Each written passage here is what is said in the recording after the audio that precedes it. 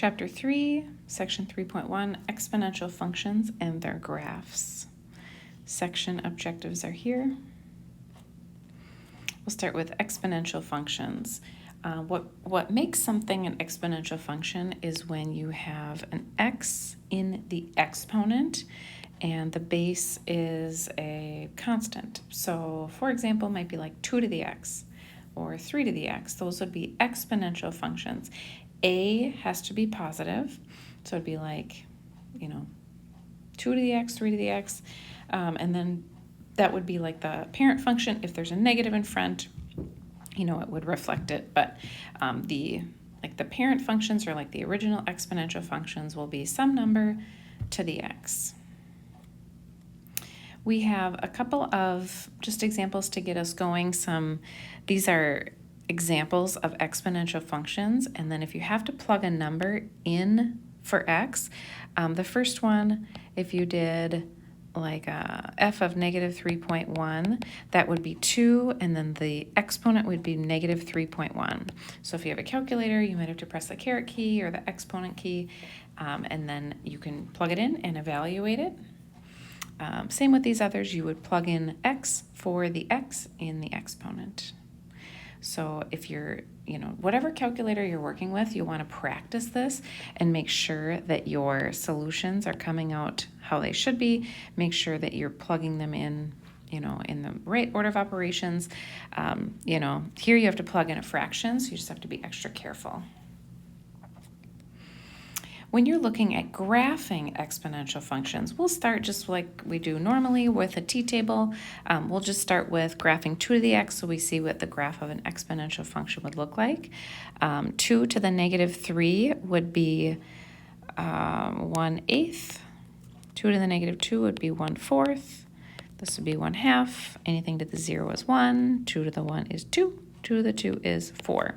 So this gives us a bunch of ordered pairs in order to graph. And I'll go ahead and I'm going to graph 2 to the x in green. So negative 3, negative 1/8, negative 2, or negative 3, 1/8, negative 2, 1/4, negative 1, 1/2, 0, 1, 1, 2, and 2, 4. So this one is y equals 2 to the x. I'll do let's try to pick a better color. I'll do 4 to the x in orange.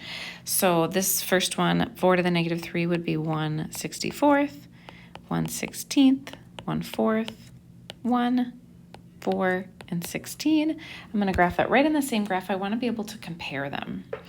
So very similar. And then when you get over here, 1, 2, 3, 4, 5, 6, 7, 8, 9, 10, 11, 12, 13, 14, 15, 16. It'd be something like way up here. 216. They are very similar looking. You're just going to see a much steeper exponential growth with the orange, the 4 to the x, because it's 4 to the exponent instead of 2 to the exponent. Those values are going to grow faster. So they do have the same general shape. You're just going to see if your a value is bigger, you'll see a steeper or a quicker growth in those y values.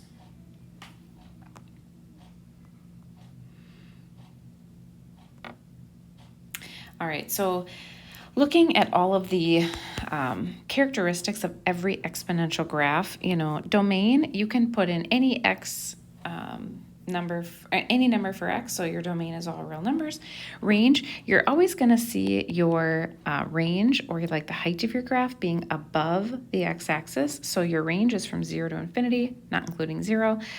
Your y-intercept is always 0, 1, because if you plug in 0 for an exponent, anything to the 0 power is 1, so this y-intercept is always the same.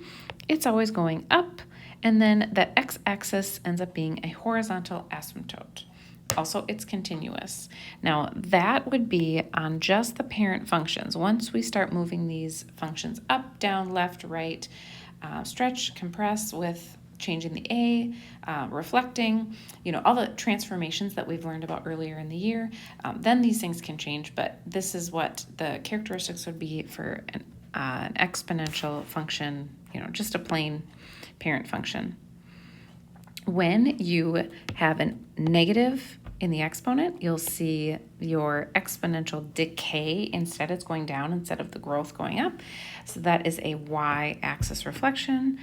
There's all of your characteristics.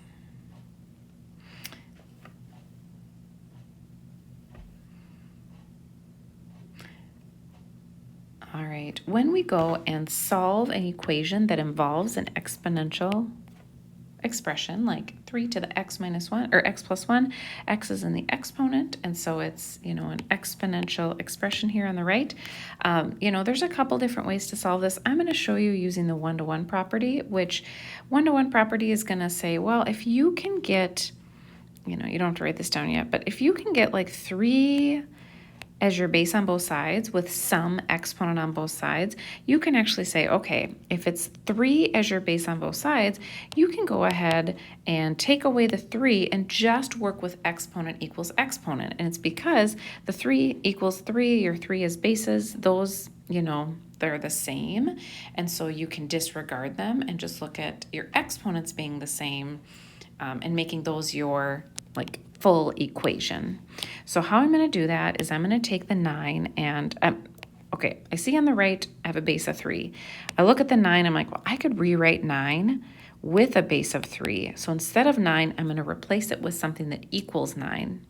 3 squared is 9. So I'm taking 9, I'm replacing it with 3 squared. I'm not changing what's on the right at all. So here's what I have. Since it's base of 3 on both sides, I'm going to go ahead and bring my exponents down to be like the main level equations. Now I'll just solve that. Subtract 1 from both sides, and x equals 1. Same thing for b. What I'd like to do is look for a base that would be nice to work with. I don't like half, I don't like fractions as my base, and I don't like big numbers as my base. So I think I can change both of these to be a base of 2 pretty easily. 8 I could take out and replace with 2 cubed. 1/2 I could take out and replace with 2 to the negative 1. 2 to the negative 1 equals half. Another way to think about that is if you have a 2 on the bottom of a fraction and you move it to the top, moving 2 from the bottom to the top would change the sign of the exponent. So it's another way to think about that.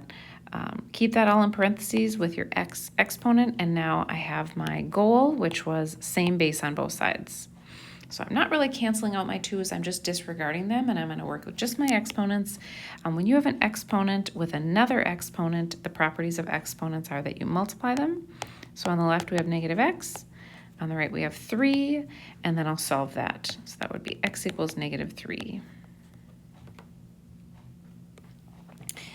Here it is typed. All right, natural base of e. So one of the very common bases that you'll see in exponential equations is e. It's a natural logarithm. It has a decimal approximation of about 2.72. So when I think of e, I try to think of 2.72 to give me a feel for what that number equals. Practice with your calculator. There's 4 different values. If you have a calculator, you can type e to the negative 2 for a and see what you get. Each of these would be an exponent. You just practice typing that in, making sure your calculator is giving you the appropriate outcome so that you know how to type these in accurately.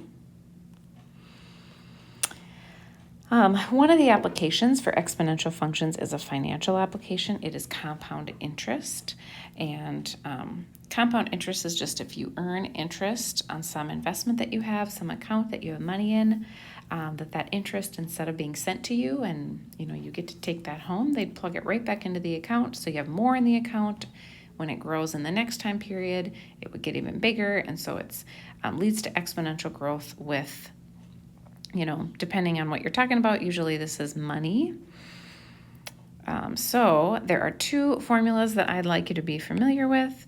The first one is for n compoundings per year. That would be like 2 compoundings per year or 4 compoundings per year or 365 compoundings per year. Depending on the number of times you compound your interest per year, you would use this first equation. If it's continuous, like it's constantly compounding, you would use this one, and that one is informally called the PERT formula. So we'll try it. We'll, kind of refer back to those equations. Quarterly would be 4 times per year. Monthly would be 12 times per year, and continuously would be the PERT. So we'll go ahead and, identify each of these things. So the 12,000 would be your P, your principal amount. Your 3% would be your R, and that would be in decimal form 0.03, which this formula is takes the rate in decimal form. T is time in years. If you ever have to do like 6 months, you'd want to use half a year. This one's 5 years, so we can plug in 5, and then quarterly means N is 4. So let's go ahead and give it a try. A is my ending amount. P is 12,000. 1 plus 0.03 over 4, all to the 12 times 5. So all of that, I want you to type in your calculator, see what it gives you. That would be your amount if you invest $12,000 for 5 years in an account that earns you 3% interest compounded quarterly. Your ending amount is going to be something more than 12,000, because if you invest in 12,000 and you're gaining money, it will go up. So that ending amount should be $13,934.21. All right, we'll try the next one. Next one's going to be very similar. It's just instead of 4, instead of 4, we are going to have to plug in 12.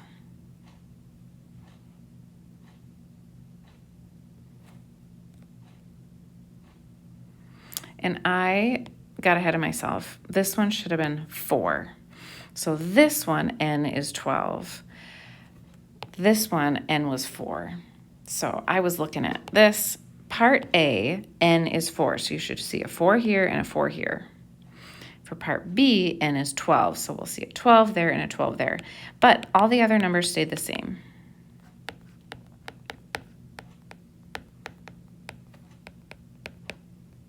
So plug all that in, 12,000, 3%, compound monthly, 5 years. And for B, here's what you should get. If you compare those two, they're very similar. They're only about $5 difference. So over 5 years, you make $5 more. That compounding more often gives you more money, but it is very subtle. It's just a slight increase.